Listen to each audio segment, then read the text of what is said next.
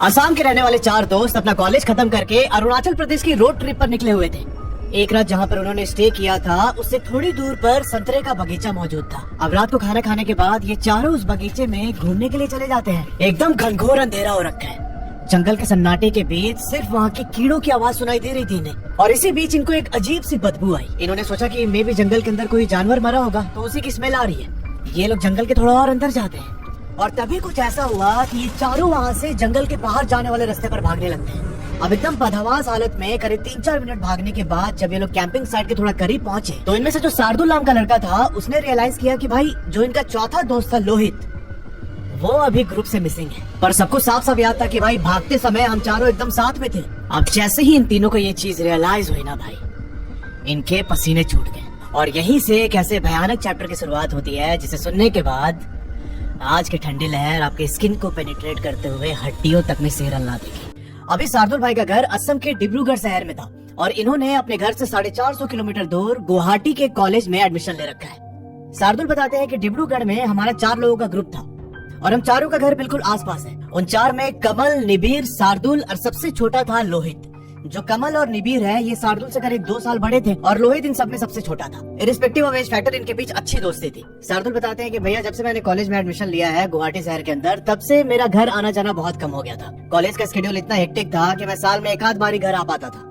पर फाइनली नवंबर 2024 में शार्दुल का कॉलेज खत्म होता है। इनकी जॉब भी लग चुकी थी और जनवरी 2025 में हैदराबाद की कंपनी के अंदर इनकी ज्वाइनिंग है। शार्दुल ये सब कुछ अपने दोस्तों को बताते हैं तो उन दोस्तों ने बोला कि यार तू तो जनवरी में चला जाएगा, तो अभी जब तेरा कॉलेज खत्म हो जाएगा और तू घर आएगा ना, फिर हम एक ट्रिप पर चलते हैं। शार्दुल ने बोला कि ठीक है भाई। फाइनली नवंबर में अपना कोर्स कंप्लीट करके शार्दुल अपने घर डिब्रूगढ़ पहुंच जाते हैं। अब ये चारों दोस्त शार्दुल के घर पर मिलते हैं और इन लोगों ने प्लान बनाया कि यार हम ना अरुणाचल प्रदेश के डोंग वैली चलते हैं घूमने के लिए।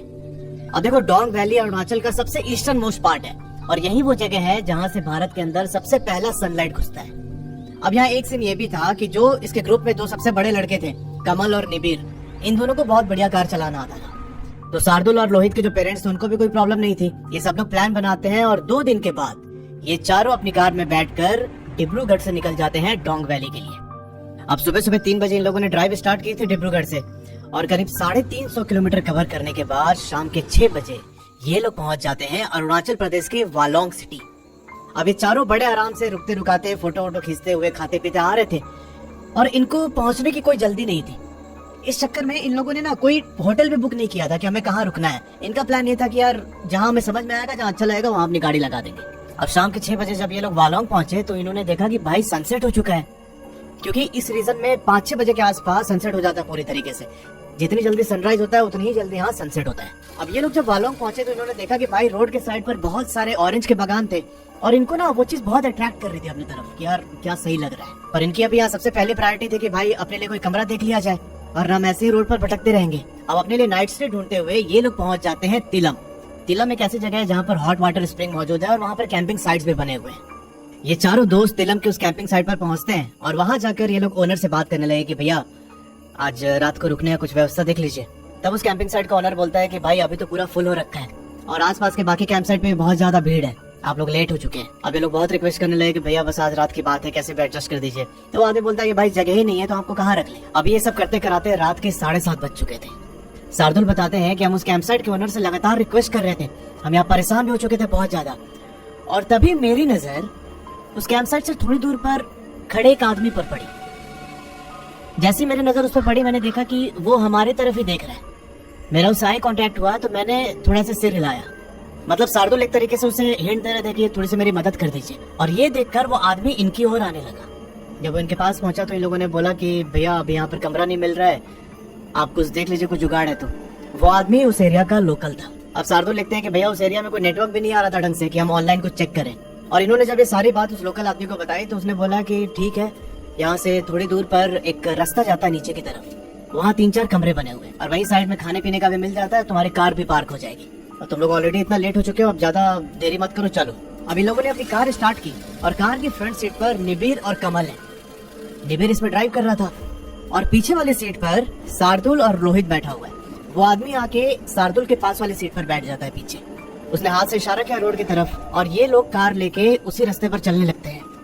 शार्दुल बताते हैं कि भैया पूरे रास्ते ना वो आदमी एकदम चुपचाप था, कुछ बोल नहीं रहा था। अब ये जो चारों दोस्त थे इनको ही बड़ा ऑकवर्ड लग रहा था कि भाई ये कुछ बोल क्यों नहीं रहे हैं। तब शार्दुल ने यहाँ पर साइलेंस ब्रेक करने की कोशिश की। वो एक टॉपिक छेड़ता है। वो बोलता है उस आदमी से कि ये तो कितना सुंदर जगह है, आप लोग को रोज कितना अच्छा लगता होगा, यहाँ पर इतना सारा ऑरेंज का बगान है, कोई ये संतरा खाता नहीं है क्या, इतना सारा पेड़ पर लगा हुआ है। तब वो आदमी अपने फेस पर एकदम डेड एक्सप्रेशन लेके शार्दुल की तरफ मुड़ता है और बोलता है कि जिसको खाना होता है ना वो खाता है, पर अभी हम लोग जहाँ जा रहे हैं वहां पर तुम लोग कोई ऐसा हरकत मत करना, और रात को खाना वाना खाने के बाद चुपचाप सो जाना, ऐसे निकल के घूमना मत, क्योंकि वहाँ का जो लोकल लोग है, जो लोकल ट्राइब है, वो उतना अच्छा नहीं है तुम्हारे लिए, तुम ऐसा कुछ हरकत करोगे तो तुमको दिक्कत हो जाएगा। वो एक ना बहुत अजीब तरीके की वार्निंग दे रहा था इन चारों को। अब इनमें से जो इनका दोस्त था कमल, वो ऐसे मजाक में बोलता है कि आवाज तो ऑरेंज खाने के बाद ही नींद आएगा मेरे को। ये बात सुन के ना वो जो पीछे लोकल आदमी बैठा था वो एकदम चिढ़ गया। अब गुस्से में बोला कि अगर तुम लोग को मरने का मन है ना तभी ऐसा कुछ सोचना, ज्यादा इसके बारे में बात मत करो, चुपचाप चलो आगे। ये लोग उस आदमी की बात सुन के एकदम सीरियस हो जाते हैं, अपनी गाड़ी उस आदमी के बताए गए रास्ते पर आगे ले रहे थे। और थोड़ी देर के बाद फाइनली वो स्पॉट आ जाता है जहाँ पर वो 3-4 कमरे बने। अब इन लोगों ने गाड़ी पार्क की और अपना सामान गाड़ी से बाहर निकालने लगे, पर जैसे ही लोगों ने गाड़ी रोकी ना वो आदमी तुरंत निकल के ओनर के पास चला गया। वो जो 4 कमरे थे उनका ओनर वहीं पे रहता था और वहां जाकर बोलने लगा ओनर से कि ये लोग थोड़ा यंग है और इन लोग को खाना वाना दे देना और थोड़ा ध्यान रखना। शार्दुल बताते हैं कि मेरे तीनों दोस्त सामान निकालने बिजी थे और मैं थोड़े दूर पर खड़ा था गाड़ी और उस कमरे के बीच में, तो जो वो ओनर से बात कर रहा था वो ना सिर्फ मुझे ही सुनाई दिया। और बात करने के बाद वो आदमी शार्दुल के पास आया और बोला कि देखो हर जगह के अपने कुछ नियम कानून होते हैं, तुमको सब कुछ जानने की जरूरत नहीं है, बस रात को खाना खाने के बाद चुपचाप अपने कमरे में सो जाना, कहीं भी इधर उधर मत जाना। और ऐसा बोलकर वो लोकल आदमी वहां से चला गया। अब शार्दुल ने सोचा कि यार ठीक है, मे भी हमें ये जनरल वार्निंग दे रहा है, जैसे बाहर से आए हुए टूरिस्ट को वहाँ के लोकल लोग बताते हैं, तो उसने इस बात को बहुत हल्के में लिया। अब इसके बाकी दोस्त भी अपना सामान वगैरह लेकर कमरे के अंदर आते हैं और जो वो ओनर था वहाँ का वो इनके पास आया और बोलता है कि सुनो, तुम लोग अगर कुछ खाना पीना होगा तो मेरे को बोल देना, क्योंकि अभी 1-1:30 बजे के बाद मैं सो जाऊंगा और फिर उसके बाद खाने को नहीं मिल पाएगा। अच्छा चीज समझना कि जो वो 4 कमरे बने हुए थे लाइन से, उसमें से पहले 2 कमरे खाली थे, तीसरे कमरे में ये लोग चारों रुके हुए थे और जो चौथा कमरा था वो ना दुकान था एक, और उसी दुकान में वहाँ का ओनर भी रहता था अंदर। शार्दुल बताते हैं कि वहाँ पर दुकान पर ही ऐसे दारू वारू मिल जाता है और काफी सस्ते रेट पर मिलता है। तो ओनर ने जब पूछा इनसे खाने के लिए तो उन्होंने बोला कि आप एक काम कीजिए, आप हमारा खाना बना कर रख दीजिए, हम लोग थोड़ा सा ड्रिंक करेंगे और उसके बाद खाना खा के सो जाएंगे। इन लोगों ने जैसे ये बात उस ओनर को बोली, वो ओनर इनकी ओर देखने लगा और बोला कि तुम लोग का रात में कुछ घूमने उमने का भी प्लान है क्या, क्योंकि उस समय करीब 8-8:30 बज रहे थे। तब इनका जो दोस्त था निबिर, वो बोलता है कि नहीं ऐसा कोई प्लान नहीं है, हम लोग खाना खा के चुपचाप सो जाएंगे। तब उस ओनर ने बोला कि देखो अगर तुम लोगों को कहीं जाने का प्लान बने भी तो मेरे को बता के ही जाना, मुझसे बिना पूछे इधर उधर मत निकलना। इन लोगों ने बोला कि हाँ ठीक है। अब ये सब बातचीत होने के बाद वो ओनर चला जाता अपनी दुकान में। वहाँ से इन लोगों ने दारू ली, दारू वारू पी रहे थे ये लोग। ओनर ने इनके लिए खाना वाना भी बना कर रख दिया था और बोल दिया था कि रात को यहाँ से खाना ले लेना। ये सब बोल के ओनर चला गया सोने। इन लोगों की पार्टी शुरू होती है। ये लोग बैठ के अपना ड्रिंक कर रहे थे और इसी बीच जो इनका सबसे बड़ा दोस्त था कमल, वो बोलता है कि यार ये लोग हम लोग को सोचता क्या है, हम लोग डरपोक है क्या, बार बार हम लोग को मना कर रहे हैं कि बाहर मत जाना, इधर मत जाना, उधर मत जाना। मेरे को ऐसा लग रहा है ना कि जो ऑरेंज का पेड़ है ये इसीलिए हम लोग को डरा रहा है कि हम लोग उस पेड़ से संतरा तोड़ के ना खा पाए। और ये हो ना हो जो ये पूरा ऑरेंज का बागान है ये उसी आदमी का है जो हमें इस होम स्टे पर लेकर आया है। उसी कारण से बार बार हम लोग को मना कर रहा था कि भाई इधर उधर मत जाना, क्योंकि उसको लग रहा था कि हम लोग इसके पेड़ का ऑरेंज तोड़ के खा लेंगे। फिर कमल बोलता है कि एक काम करते यार, चलते हैं बागान में, ऑरेंज तोड़ के लेके आते हैं। अब जैसे ही कमल ने लाइन बोली ना, शार्दुल को वो बात याद आ गई कि उस लोकल आदमी ने इसके पास आके क्या बोला था कि तुम लोग को अभी इस एरिया के बारे में सब कुछ पता नहीं है। शार्दुल बोलता है यहाँ पे कि भाई सुनना, इतना मना कर रहा है तो छोड़ देते हैं, क्या फर्क पड़ता है यार, एक ऑरेंज ही तो है, कल सुबह चल के देख लेंगे, बाद में लोगों को पता चलेगा तो ऐसे अच्छा नहीं लगेगा। अब ये बात सुनकर ना कमल एकदम चिढ़ गया, नशे में तो ऐसे समझ में आता नहीं है। और बोलता है शार्दुल से कि भाई तुम लोग को मेरे साथ चलना है तो चलो, नहीं तो मैं अकेले ही जा रहा हूँ, और संतरा तो मैं आज तोड़ के लाऊंगा, चाहे कुछ भी हो जाए। अब कमल की बात सुनकर निबिर और रोहित ने बोला कि हाँ भाई चल, हम भी तेरे साथ चलेंगे। और फिर ये तीनों शार्दुल की तरफ देखने लगे। अब शार्दुल ने बोला कि यार अब तीनों चल रहे हैं तो मैं क्यों यहाँ कमरे में अकेले बैठूं। और फिर इन चारों ने प्लान बनाया कि जो उनका कमरा था उसके पास में जो बागान है उसके अंदर जाएंगे ये लोग। अब रात के करीब 2 बजे इन लोगों ने अपने जैकेट डाले, जूते पहने और जैसे ही अपने कमरे का दरवाजा खोला, भाई देखते कि एकदम घनघोर अंधेरा हो रखा है, हम ठंडी हवा चल रही है। शार्दुल यहाँ फिर से एक बार बोलता है कि भाई छोड़ते हैं ना यार, अभी कल चल लेंगे। और जैसे ही शार्दुल ने लाइन बोले, कमल एकदम चिढ़ गया इसमें।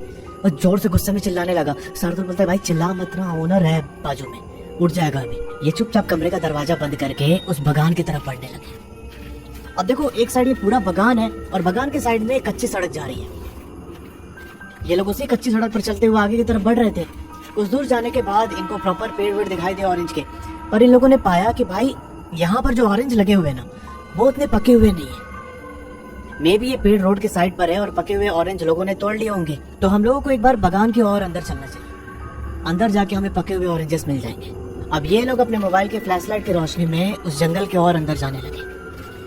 अब फाइनली 5 मिनट तक जंगल के अंदर चलने के बाद इनको वो स्पॉट मिल जाता है जहाँ पर प्रॉपर पके हुए ऑरेंजेस के गुच्छे लटक रहे थे पेड़ों से। अब वहाँ खड़े होकर निबिर बोलता है कि भाई ये मिल गया अपने को जो चाहिए था, चलो कुछ ऑरेंजेस तोड़ते हैं और फिर चलते हैं वापस। अब जैसे निबिर ने लाइन कंप्लीट की ना, इनको ऐसा एहसास हुआ कि इनके पीछे से कोई दौड़ के भागा है। ये सब एक साथ पीछे मुड़ते हैं देखने के लिए, इनको कोई भी दिखाई नहीं दिया।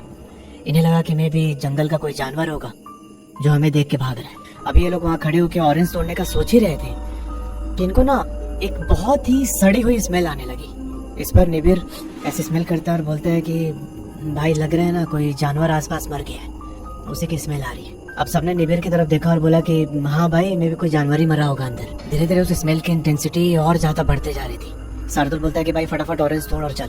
अब ये लोग पेड़ के करीब पहुंच के ऑरेंज तोड़ने लगते हैं और फिर इन चारों को एक लड़की की एक बहुत ही कराहने वाली आवाज सुनाई दी कि ये हमको ले जाएगा यहाँ से, मेरी मदद कर दो ना, मेरी मदद कर दो। और इनको ऐसा एहसास हुआ कि वो आवाज इनसे करीब 100-150 मीटर दूर से आ रही होगी। अब इस आवाज के साथ ही ना जो वहाँ की हवा की रफ्तार थी वो भी बढ़ चुकी है। ये चारों दूसरे का मुंह देखते हैं पर कोई किसी से कुछ भी बोल नहीं रहा है। अचानक जो निबिर था वो चिल्लाता है कि भाई भाग यहाँ से, और ये चारों एकदम जंगल के बीचों बीच भागने लगते हैं। अब उस बदहवासी की हालत में 3-4 मिनट भागने के बाद ये लोग फाइनली जंगल के बाहर जो वो कच्ची सड़क थी वहां पहुंचते हैं। और भाई साहब वहां पहुंच के इन लोगों ने पाया कि जो इनका चौथा दोस्त था लोहित, वो गायब है। अब इस टाइम पर कमल, निबिर और शार्दुल को बहुत ज्यादा डर लग जाता है। जो भी थोड़ा बहुत नशा हो रखा था वो सब खत्म हो गया। ये लोग आपस में डिस्कस करते हैं कि भाई अब क्या किया जाए। निबिर बोलता है कि यार अंदर जाना मेरे को ठीक नहीं लग रहा है। तो अब ये लोग वहीं रास्ते पर खड़े होके जंगल की तरफ मुंह करके ना लोहित को आवाज लगाने लगते हैं कि भाई कहाँ है, हम लोग यहाँ पर खड़े हैं। 5-6 बार उसका नाम पुकारा पर कोई रिस्पॉन्स नहीं आया अंदर से। अब यहाँ ये लोग 3-4 मिनट और वेट करते हैं कि लोहित खुद से आ जाएगा जंगल से बाहर, पर ऐसा होता नहीं है दोस्त। अब इन तीनों ने सोचा कि भाई हमें वापस जंगल के अंदर जाना पड़ेगा, और ये बात सोच के ही ना इनके अंदर एकदम ठंडी सिहरन दौड़ने लगी। पर भाई अब दोस्त को तो छोड़ नहीं सकते थे ये लोग। ये तीनों जंगल के अंदर दोबारा जाते हैं। शार्दुल बताते हैं कि 10 मिनट तक जंगल के अंदर घूमने के बाद हमें अपना दोस्त लोहित दिखाई पड़ता है। वो ना ऐसे मोबाइल का फ्लैशलाइट जला के जंगल के और अंदर जा रहा था एकदम धीरे धीरे। ये तीनों दौड़ के उसके पास पहुंचते हैं और बोलते हैं कि अबे पागल कहाँ अंदर जा रहा है, हम लोग कब से तेरा नाम चिल्ला रहे हैं, सुनाई नहीं दे रहा क्या। तब लोहित अपना गर्दन ऐसे ऊपर करता है और ऊपर पेड़ की तरफ देखते हुए ना कुछ अलग ही लैंग्वेज में बुदबुदाने लगता है। अब इन लोगों को ये तो समझ में नहीं आ रहा था कि लोहित क्या बोल रहा है, पर जहाँ लोहित देख रहा था इन लोगों ने भी उधर देखा। और भाई ये लोग पाते हैं कि एकदम धुंधला सा व्हाइट कलर का कुछ ह्यूमन स्ट्रक्चर जैसा है ऊपर, पर वो ना बहुत क्लियर दिखाई नहीं दे रहा था। तो इन लोगों ने भी ज्यादा ध्यान नहीं दिया। ये लोग लोहित का हाथ पकड़ते हैं और उसे जंगल से बाहर निकालकर सीधा कमरे पे लेके आ गए। कमरे के अंदर आने के बाद इन्होंने लोहित को बेड पर बैठाया और बोला कि तू कहाँ जंगल के अंदर जा रहा था, और ऊपर देख के क्या बुदबुदा रहा था तू, तेरा वो लैंग्वेज भी हम लोग को समझ में नहीं आ रहा था। अब ये सब सुन के ना लोहित एकदम कांपने लगा वहीं बैठे बैठे। उसका शरीर पूरा ठंडा हो चुका है। लोहित यहाँ कुछ भी बोलने की हालत में नहीं था। इन लोगों ने जब उसका वो कंडीशन देखा तो गर्म पानी दिया पीने के लिए और बोला कि भाई अभी तो सो जा, कल सुबह होगा तब हम तेरे से सारी बात जानेंगे। और लोहित को यहाँ गर्म पानी पिलाने के बाद ये सब लोग लाइट ऑफ करके सो जाते हैं। ये सब लोग एकदम आराम से सो रहे हैं और तभी रात के करीब 3:30 बजे लोहित अपने बेड पर उठ के बैठ जाता है। और बैठे बैठे ना ये फिर उसी लैंग्वेज में कुछ बहुत तेजी से बोले जा रहा था। अब उसकी आवाज शार्दुल को सुनाई थी तो इसका नींद खुल गया। इसका वैसे ही थोड़ा सर दर्द हो रहा था। नींद खुला तो इसने लाइट ऑन किया कमरे का और ये देखता है कि भाई लोहित के मुंह से ना कुछ एकदम अजीब से झाग जैसा निकल रहा है। अब यहाँ पर शार्दुल अपने बाकी के 2 दोस्तों को भी उठाता है और जब वो दोनों उठे तब लोहित यहाँ इन सब की तरफ देख के बहुत ही अजीब तरीके से हंसे जा रहे हैं। उसकी बॉडी थोड़ी थोड़ी हिल रही है, मुंह से झाग निकल रहा है आंख भी एकदम लगभग पलट चुका था और वो बहुत अजीब तरीके से हंस रहा है, एकदम डरावना सा मंजर हो रखा वहां पे। अब यहाँ किसी की हिम्मत नहीं हो रही थी कि लोहित को कुछ भी बोले। वो थोड़ी देर के बाद कमल की तरफ देखता है और बोलता है कि तुम में से एक को तो मरना ही होगा, मैं ऐसे छोड़ के नहीं जाऊंगा इसको। अब ये सब देख के जो निबिर था इनका दोस्त, वो बोलता है कि अरे दारू वारू पिया हुआ है, इसको ठंडा भी लग गया है, दिमाग काम नहीं कर रहा है इसका, इसलिए ऐसे उल्टा पुल्टा बोल रहा है। और वो ना लोहित के पास जाके उसके कंधे पर हाथ रख के पूछता है कि भाई क्या हो गया तुझे। अब जैसे ही उसने ये बात पूछी, भाई लोहित अपने मुंह से एकदम खून के उल्टे करने लगता है। अब ये देख के सारे दोस्त और ज्यादा डर गए। इनको लगा कि जो इसने इतना दारू पी रखा है वो उल्टी किया इसने, पर फिर जब ध्यान से देखा तो पूरा खून की उल्टी थी। इन लोगों ने लोहित को थोड़ा सा और गर्म पानी पिलाया, उसे बेड पर दोबारा लिटाते हैं और फिर जो इसका हाथ और पैर था उसके तलवे पर मालिश करने लगे ताकि लोहित को थोड़ी गर्माहट फील हो अपने शरीर में। और ऐसी मालिश करते करते सुबह हो जाता है। अब लोहित तो यहाँ एकदम गहरे नींद में सो चुका था, पर इन तीनों दोस्तों की नींद हराम हो गई थी उस रात। कुछ टाइम के बाद लोहित सोकर उठता है और बोलता है कि अरे बे मैं जंगल में था, उधर मेरे को लड़की का आवाज सुनाई दिया था, तुम लोग को सुनाई दिया था क्या? और उसके बाद क्या हुआ मेरे को कुछ याद नहीं आ रहा है, बताओ ना क्या हुआ था। तब उसके दोस्त बोलते हैं कि अरे साले डरपोक, तेरे चक्कर में पूरे रात भर परेशान हुए, तो ऐसे पता नहीं क्या उल्टा सीधा बोल रहा था एक दूसरे लैंग्वेज में, तेरे को बुखार भी हो चुका था बहुत ज्यादा, अभी तो ठीक है ना तेरा तबीयत? तब लोहित बोलता है कि हाँ अभी मेरा तबीयत तो ठीक है, पर मेरे पूरे शरीर में बहुत दर्द हो रहा है। अब उसके दोस्तों को लगा कि यार मैं भी कल हम पूरे दिन ऐसे गाड़ी में बैठ कर आए, पहाड़ी रास्ता था, इसके वजह से लोहित को ऐसे थकान महसूस हो रही होगी। अब ये लोग लोहित को थोड़ा बिस्किट वगैरह खिलाते हैं और उसको ना एक पेन किलर दवाई देते हैं कि भाई तू खा और 1-2 घंटे आराम कर, उसके बाद हम लोग जो है आसपास का एरिया एक्सप्लोर करेंगे। ठीक वैसे ही होता है। लोहित 2 घंटे के बाद आराम करके उठता है, तब बोलता है कि मुझे अभी भी हल्का फुल्का दर्द है, पर चल मैं चलूंगा घूमने। ये लोग आसपास का वो एरिया एक्सप्लोर करते हैं और पूरा दिन घूमने के बाद शाम को फिर से उसी कमरे में आ जाते हैं। अब कमरे में वापस आके ये लोग खाना वाना खाते हैं और थोड़ा बहुत बातचीत करने के बाद ये चारों सोने चले जाते हैं। इस टाइम तक इन्होंने जो कमरे का ओनर था उसको कुछ भी नहीं बताया। शार्दुल बताते हैं कि ये और कमल एक पास सो रहे थे और लोहित के साथ निबिर सो रहा था थोड़ी दूर पे। अब रात के 11:30 बजे फिर से शार्दुल की नींद खुलती है। ये देखता है कि भाई जो लोहित है ये विंडो को पकड़ के बाहर की तरफ देख रहा है और फिर से कुछ अजीब से लैंग्वेज में बहुत तेज तेज बोले जा रहा था। इसने धीरे से ना कमल को उठाया कि भाई उठना, देख वो लोहित क्या कर रहा है। निबिर अभी भी सोया हुआ है। कमल और शार्दुल उठ के लोहित के पास जाते हैं और ये देखते हैं कि भाई इसकी दोनों आंखें ऐसे पलटी हुई है और ये लगातार बाहर की तरफ देख के ऐसा लग रहा था कि किसी चीज का ना रिस्पॉन्स कर रहा है, पर एक दूसरे ही लैंग्वेज में। मतलब खिड़की के जस्ट बाहर कोई खड़ा है और वो उसको कुछ बोल रहा है लोहित को और लोहित उसको जवाब दे रहा है। इन्हें कुछ समझ में नहीं आ रहा था कि क्या करे। इन दोनों ने लोहित को पकड़ के हिलाया जोर से कि भाई क्या कर रहा है। लोहित एकदम ऐसे सर नीचे कर लेता है कि कुछ नहीं, और फिर ना वैसे ही फॉरेन लैंग्वेज में कपकपाते हुए कुछ बोलने लगा। अब जो ये कमल लड़का था उसने अपने गले में रुद्राक्ष का माला डाला हुआ था और उसके साथ हमेशा एक नारायण कवच रहता था, तो इसने वो माला निकाल के लोहित के गले में डाल दिया और जो वो नारायण कवच था वो लोहित के बेड के नीचे रख दिया। और ऐसा करने के बाद ये लोग लोहित को ले जाके वापस सुला देते हैं। इस समय तक लोहित एकदम शांत होके चुपचाप सो रहा है। शार्दुल बोलता है कि भाई ये सब देख के मेरे बहुत टेंशन हो रहा है यार, क्या हो रहा है लोहित के साथ। कमल बोला कि चल बाहर थोड़ा सिगरेट पी के आते हैं। लोहित और निबिर ये दोनों अभी भी कमरे में सो रहे हैं। कमल और शार्दुल कमरे के बाहर निकले और ये लोग वहीं पर ऐसे टहलते हुए सिगरेट पीने लगते हैं। अब ये लोग सिगरेट पीते पीते अपने कमरे से कोई 100 मीटर दूर गए होंगे और अचानक कमल की नजर थोड़ी दूर पर खड़ी एक लड़की के ऊपर पड़ती है। वो एकदम स्टैचू के जैसे खड़ी थी। कमल उसको देख के एकदम फ्रीज हो गया। उसकी वो हालत देख के शार्दुल पे देखता है उस लड़की की तरफ और ये बताता है कि उस लड़की का चेहरा ना बालों से ढका हुआ था। अब ये लोग कुछ भी रिएक्ट कर पाते हैं कि वो लड़की धीरे धीरे चल के इनके करीब आने लगती है। इनकी इतनी हिम्मत नहीं होती कि भाई पीछे मुड़ के अपने कमरे की तरफ भागे। वो लड़की इनके पास आके खड़ी हो जाती है और इन दोनों को देखते हुए बोलती है कि अपने दोस्त को कितना दिन बचाओगे, एक को तो मरना ही होगा ना। और ये लाइन बोल के वो बहुत अजीब तरीके से हंसने लगती है। अब इन दोनों को लगा कि शायद वो कोई पागल है। अब ये लोग डर तो रहे थे अंदर से, पर उस सिचुएशन को काउंटर करने के लिए उस लड़के पे चिल्लाने लगे कि क्यों ऐसे बात कर रही है, क्यों मेरे दोस्त को तो क्यों मारेगी। और वो बहुत चिल्ला चिल्ला के उसको बोलने लगे और उनकी चिल्लाने की आवाज सुन के जो उस कमरे का ओनर था वो बाहर निकल के आ गया। और बाहर निकलते इन दोनों से बोलता है क्या हो गया, क्यों चिल्ला रहे हो। तब कमल बोलता है कि ये पागल लड़की देखिए क्या क्या बोल रही है। तब वो होटल का ओनर बोलता है कि कौन लड़की। ये दोनों देखते हैं अपने बाजू में, भाई वहाँ पर कोई भी लड़की नहीं थी। इन लोगों ने बोला कि यहाँ एक पागल लड़की खड़ी थी, अजीब सा शकल था उसका, बाल वाल से पूरा मुंह ढका हुआ था। वो बार बार हम लोग कुछ बोल रही थी उल्टा सीधा। तब जो ओनर था कमरे का वो एक बार ऊपर की तरफ देखता है और फिर इनकी ओर देख के बोलता है कि रात को तुम लोग कहीं गया था क्या? तब इन लोगों ने बोला कि नहीं, आज तो हम ऐसे दिन में ही घूम रहे थे इधर उधर आसपास, रात को कहाँ गए, अभी हम आके कमरा में खाना खाए और सिगरेट पीने के लिए बस निकले थे हम लोग।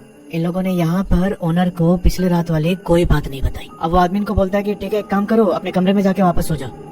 और जब ये लोग कमरे की तरफ जा रहे थे तब वो आदमी पूछता है कि कल सुबह सनराइज देखने जाना है, जहाँ से भारत के अंदर पहला सूरज का किरण घुसता है। तब ये दोनों बोलते हैं कि हाँ ठीक है, हम लोग जाएंगे सुबह में। तब उस ओनर ने बोला कि ठीक है, सुबह 4 बजे उठ जाना, मेरा एक आदमी आएगा तुम लोगों के पास और बस 1000 रुपया लेगा वो, और तुम लोग को वो स्पॉट दिखा के लाएगा। अभी जाओ, सो जाओ, और जब तक सुबह मैं आवाज ना दूं तब तक निकलना मत। कमरे पर कोई कितना भी नॉक करे रात के टाइम, तुम लोग दरवाजा मत खोलना। अब ओनर से ये सब बात सुन के इनको क्यों नींद आने जाए, ये दोनों सुबह ऐसे मोबाइल स्क्रॉल करते हुए ही अपना पूरा टाइम निकाल देते हैं। सुबह के 4 बजते हैं, ये लोग अपने बाकी दोनों दोस्तों को उठाते हैं और बोलते हैं कि भाई सामान वामान पैक कर लो, हम लोग यहाँ से सनराइज पॉइंट पर जा रहे हैं देखने के लिए, और जाने में थोड़ा टाइम भी लगेगा और पता नहीं फिर कब वापस आएंगे, उधर भी कुछ घूमने का हुआ तो थोड़ा बहुत घूम लेंगे। तो एक काम करते हैं, हम लोग पूरा सामान गाड़ी में डाल देते हैं और एक कमरा खाली कर देते हैं, नहीं तो हम लोग को फिर से आज पूरे दिन का रेंट देना पड़ेगा। अब ये डिस्कशन करके सुबह 4 बजे ये लोग अपना सामान पैक करके गाड़ी में रखते हैं और फिर वहीं पर इनका गाइड भी आ गया। उस गाइड ने बोला कि चलिए मैं आप लोगों को सनराइज पॉइंट दिखाने ले चलता हूँ। पर भाई साहब, जो अभी तक आपने सुना ये बस आधा हिस्सा था कहानी का। अब एकदम ध्यान से सुनना आगे क्या होता है। अब वो लोग गाइड को लेकर थोड़ी दूर जाते हैं गाड़ी से और फिर गाइड बोलता है कि अब यहाँ से ना थोड़ा ऊपर ट्रैक करना पड़ेगा। ये चारों गाइड के साथ पहुंचते हैं उस सनराइज पॉइंट पे, वहाँ पर व्यू एंजॉय किया। और शार्दुल बताते हैं कि पूरे दिन हमने बहुत घूमा आसपास, बहुत एंजॉय किया, हमारे साथ क्या हुआ था पिछले 2 रात से, क्या हो रहा है, हमने क्या फेस किया, वो सब हम भूल चुके थे, हम खुश थे बहुत। और फाइनली दिन भर घूमने के बाद शाम के 4 बजे हम पहले वाले कैंप साइट पर पहुंच जाते हैं, जहां डे 1 को इनको मना कर दिया गया था कि हमारे पास कमरा नहीं है। उस कैंप साइट पर इन्होंने पहले से बात करके रखा हुआ था, तो आज रात ये लोग वहीं पर रुकने वाले थे। शार्दुल बताते हैं कि जो कैंप साइट था वहां पर ईटानगर से भी कुछ टूरिस्ट आए हुए थे। ईटानगर अरुणाचल प्रदेश का कैपिटल है। शार्दुल लिखते हैं कि वो जो ग्रुप था वो हमारे साथ ही आके बैठ गया, हम लोग वहाँ पर अपना ड्रिंक कर रहे थे, तो ऐसे बातों बातों में हमारी अच्छी दोस्ती हो गई। हम लोगों ने बहुत सारी बात की इधर उधर की, और हम इतना ज्यादा घुल मिल गए हैं कि पिछले 2 रात को हमने क्या फेस किया था वो सब कुछ हमने इस ग्रुप को बता दिया। अब जैसे ही उस ईटानगर वाले ग्रुप ने इसके बारे में सुना, उन लोगों ने बोला कि यार हमने इस चीज के रिगार्डिंग कुछ सुना तो है कि ऐसा कुछ होता है, तो हम लोग को देखना है। कमल बोलता है कि लोग पागल हो क्या, हम क्या फेस कर रहे हैं पिछले 2 दिन से आपको समझ नहीं आ रहा है। तब जो वो ग्रुप था वो बहुत जिद करने लगे, नहीं नहीं एक बार बस दिखा दो, हम लोग ज्यादा अंदर नहीं जाएंगे जंगल के, बस बार बार से देख के आ जाएंगे। अब उनकी इतना जिद करने पर निबिर ने बोला कि ठीक है, पर हम एकदम बाहर से घूम के आएंगे, जंगल के अंदर नहीं जा रहा कोई। इस बात पर एग्रीमेंट बनी और रात को 11 बजे खाने पीने के बाद ये सब लोग उस जंगल वाले रास्ते पर जाने का डिसाइड करते हैं। अब जो वो ग्रुप था उनके पास 4 बाइक्स थी और वो टोटल 5 लोग थे, और यहाँ पर ये चारों थे, तो टोटल 9 लोग हो गए और 4 बाइक। तो एक बाइक पे इन लोगों ने ट्रिपलिंग की और बाकी बाइक्स पे 2-2 लोग बैठ के ये सब निकल जाते हैं उस जंगल की तरफ। अब जो ये 4 बाइक्स निकली थी उस जंगल की तरफ जाने के लिए, उसमें सबसे आगे शार्दुल और कमल थे, क्योंकि इन दोनों ने उस लड़की को देखा हुआ था। तो ये लोग अपनी बाइक लेके धीरे धीरे उस रास्ते पर चल रहे थे और कमल यहाँ पर आगे राइडर सीट पर था। और कोई 1.5 किलोमीटर उस कच्चे सड़क पर चलने के बाद ही इनको ना अपने से थोड़ी दूर पर वो लड़की दिखाई देती है। वो लड़की अपने दोनों पैर फोल्ड करके रोड के साइड पर बैठी हुई है। कमल की नजर पड़ी उस पर, तो इसने मोटरसाइकिल का ब्रेक लगा दिया और पीछे जो 3 मोटरसाइकिल आ रही थी उनको बोला कि रुक जाओ। ये लोग देखते हैं कि जो वो लड़की है ना, उसने अपने से उंगली उठाया ऑरेंज के पेड़ की तरफ और ऐसे ऊपर की ओर देखने लगी। अब ये चारों बाइक्स एकदम पास में आके खड़ी हो गई और ये लोग वेट कर रहे थे कि भाई वो लड़की हटेगी तब हम उस रोड को क्रॉस करेंगे। 7-8 मिनट तक वैसे ही खड़े रहे और लड़की भी उसी पोजीशन में बैठी हुई है। फिर यहाँ कमल ने बोला कि काम करो, सब अपने अपने मोटरसाइकिल का हेडलाइट उस लड़की की तरफ करो एक साथ, और सबने अपने मोटरसाइकिल के हेडलाइट की रोशनी को उस लड़के के ऊपर फोकस कर दिया।